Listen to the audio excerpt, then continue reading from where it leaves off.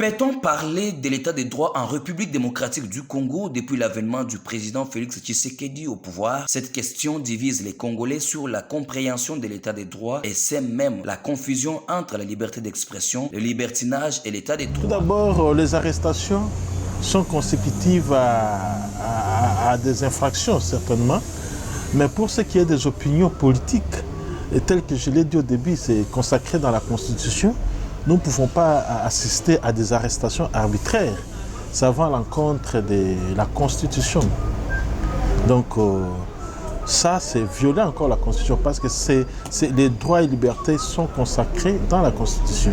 Non, écoutez, c'est aussi un processus. Si nous devons d'emblée dire qu'il y a un état de droit, le Congo, c'est maintenant un état de droit où il n'y a pas, ce n'est pas un état de droit, nous allons trop vite en besogne. Mais c'est tout un processus. Vous savez, nous sortons d'un régime où nous avons constaté qu'il y a eu des arrestations et qu'on sort. Et il y a un nouveau régime. Nous devons observer, voir comment ce régime arrive à respecter les droits et libertés des citoyens.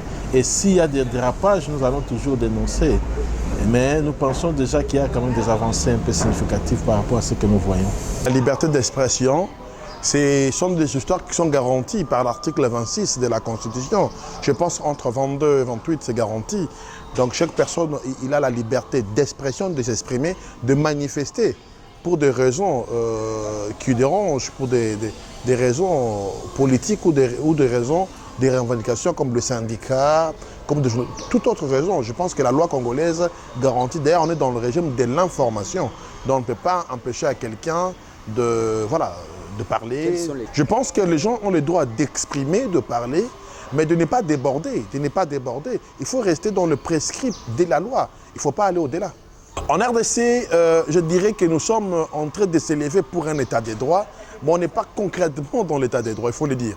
On n'est pas concrètement dans ça. Parce qu'il y a encore les gens qui sont très gênés, qui sont très mal à l'aise dans la vérité. Mais aussi, il faut le dire très concrètement, au-delà de la vérité, les gens sont dérangés d'écouter aussi la vérité, de part et d'autre. Il y a des gens qui sont frustrés. Quand il y a de la frustration, les gens débordent. Ça, ce n'est plus l'état des droits, c'est de la diffamation pure et simple. Pour rappel, l'instauration d'un état de droit en République démocratique du Congo fait partie des promesses du président Tshisekedi en 2018 lors de sa campagne électorale et c'est là dans le cadre de son projet de société.